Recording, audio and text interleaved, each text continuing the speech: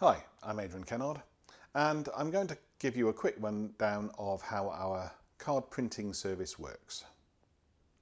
We'll start by going to the website cards.aa.net.uk.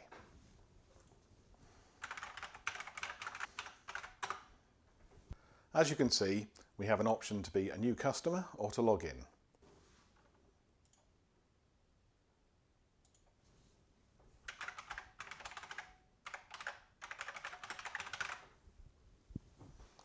The reason we ask for an email address is so that we can email you a password and you can use this as your login to view and edit the cards later. You can create lots of different decks of cards on the system, so it's a good idea to make sure you've got your login details to come back to. We then get to choose a card that we're going to design. So we've actually got some start new designs here. So these are just basically starting points. A magstripe membership type card, an event type card, a full card image. This is where you've designed your cards somewhere else and want to load an image for each card. A sort of ID card. Now you'll see if I move the mouse over here, it shows this overlay layer, which is if the card has a sort of UV reflective layer. And we've got two blanks. We also have a number of standard cards like a Bank of Dad credit card, an Area 51 ID card. And we're going to start by just creating a blank card to show how simple it is. And it wants the title of the card. And there you go. So the way the system works is you can create these decks of cards and they can be used for all sorts of things. They could be a single card that you want lots of. So it might be a card with your Wi-Fi details, for example. It could be a card design where you want lots of different cards, all different, and that's where this system really shines, for making ID cards. So whether it's something like a toy credit card, I mentioned the Area 51 ID card, or something more serious like a proper ID card, membership card.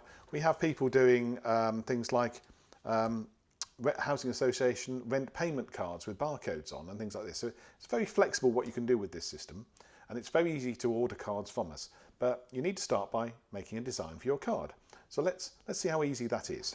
As you can see, there's this big message here giving you instructions at each stage. So we'll start by saying edit the design.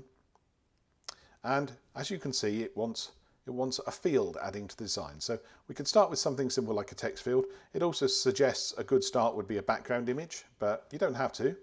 So let's just make a simple text field. We'll call it name. And it's put it on the bottom right there. I can zoom in here a bit just to show you a bit more what it's like.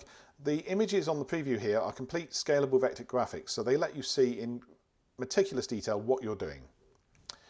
There are a few common fields that you'll see. So the first thing is we've got what layer this is. We can have colour, black or UV layers on the front or back of the card. The card is built up in layers. So the first layer is the colour layer, then there's the black layer, which is just black. And then you can have this ultraviolet reflective layer on top, which is quite effective. You can just about make out that it says MIB and you saw nothing, Agent K, and various fun things. But there's obviously serious reasons why you might want this to make a card that's difficult to forge. So that's the layer. We then have the position, and mostly you would say the position is relative to the edge of the card. So currently it's 5mm from the left and 5mm from the bottom. But if we want this to say in the centre, we can say centre, 0mm, centre, 0mm. It's not actually centred because that's the starting point, but if I go down to alignment and say I want it centred, I have a name in the middle there. And I can do an example. So this is an ID card basically, so let's put an example name so we can see what that would look like. Okay, and there's lots of fonts here. Let's go for something nice like that. That's a nice font. Okay. Because it's the black layer, I've really only got a choice of black or not. The not is not very helpful there. You're going to be putting names on each card, and some people have quite long names, so you need to cater for how you're going to deal with a really long name.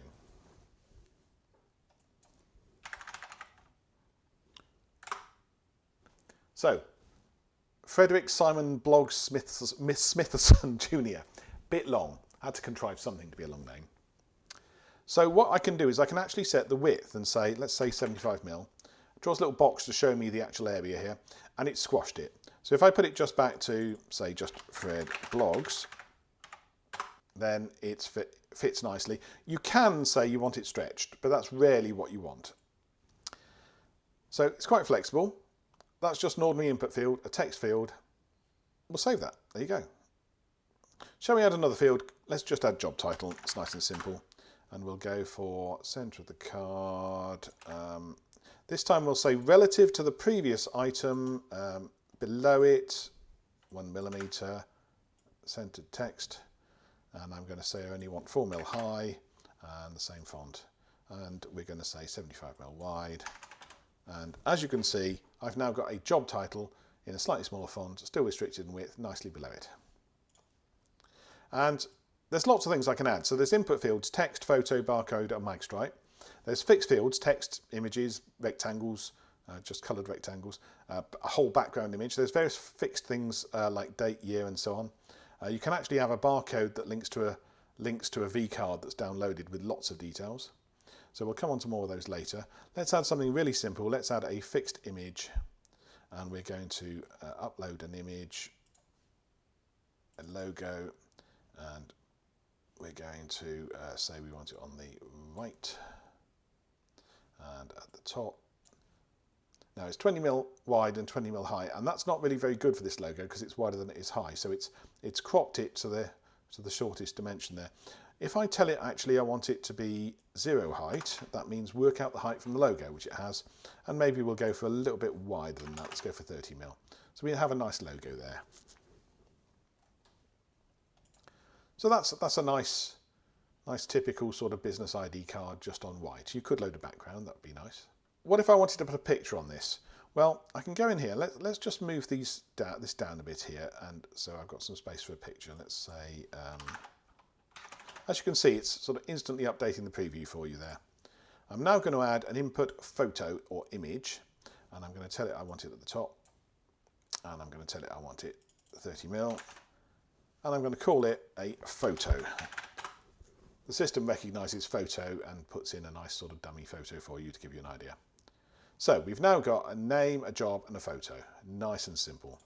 So we'll save that, and we go back, and it says you need to create an instance of your design. So let's add a new card, and it asks for those three things: name, job, and we'll pick a photo. And there we go. Not sure I like the square corners. I think I might go and edit that. So let's go back to the design and say input image. We'll go for 2mm rounded corners because I think that will look better. Now you can see here you've got the colour layer and the black layer. And we go in here and we say nice round corners. Looks good. Let's say we want a bit of high security. We want a UV field in here. So I'm going to say let's add another photo. But this time I'm going to call it photo still, which means I only have to put in the photo once. But I'm going to put it on the UV layer, and we're going to put it a bit further in and from the top.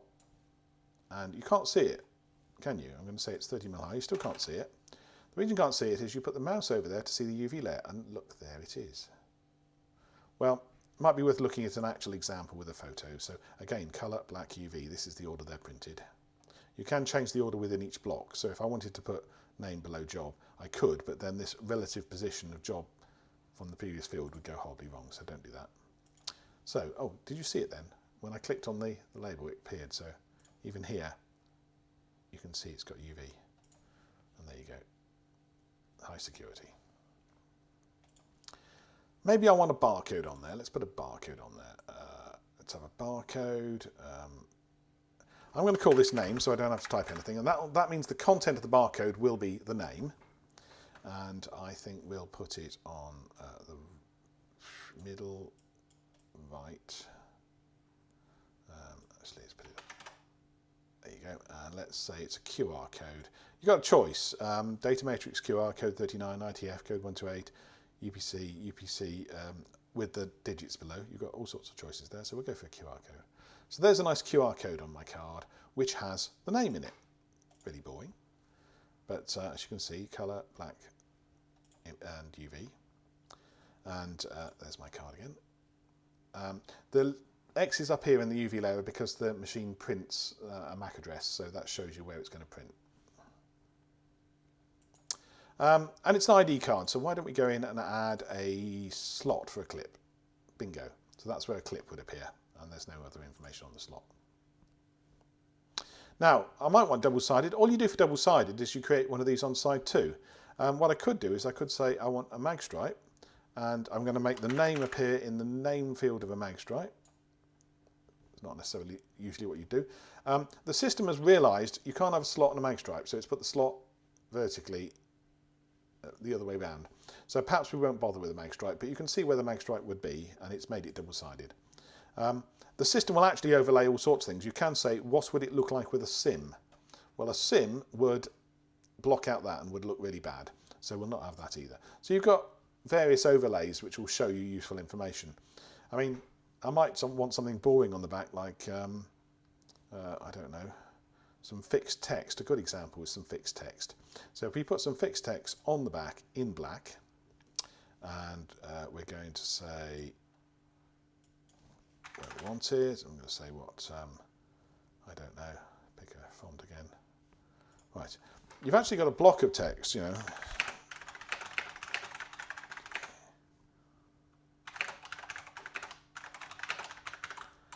me just, right, oh, that's a bit big. Hang on, fixed text. We might want to go for a smaller font. Let's try. Well, actually, we can go for two things we can do. Go for a smaller font, or we can set the width. So if we set the width, it will scale to whatever's the widest. Okay.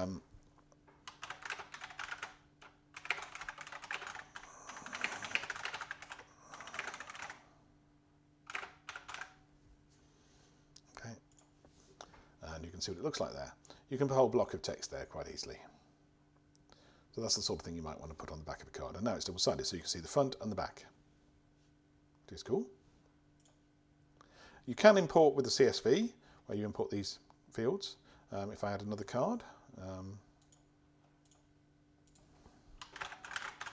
haven't got another picture to put in. Actually, if I load that logo again, you'll see what happens if you try and load a picture that's a funny size. So have a look. There you go. It's cropped it to the size I've said.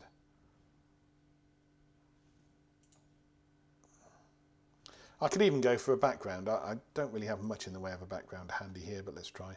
Let's load a background image, colour colour at the back.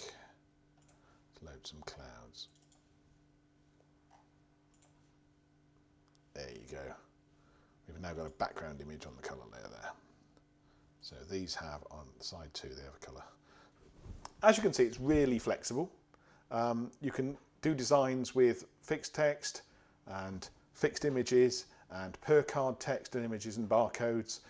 You've got a lot of choice, and it will do things like UV layers and mag stripes, and it'll do slots for you know, a little clip and this sort of thing. It's really quite flexible. At the end of the day, having got your list of cards, it's working out exactly what it costs you. We charge £5 plus VAT per order.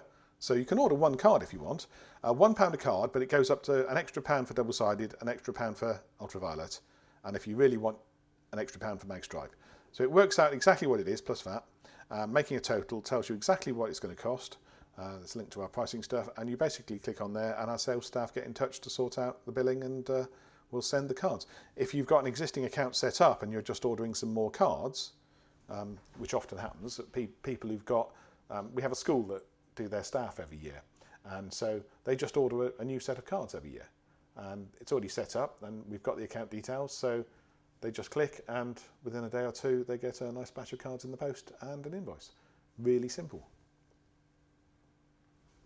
So have fun.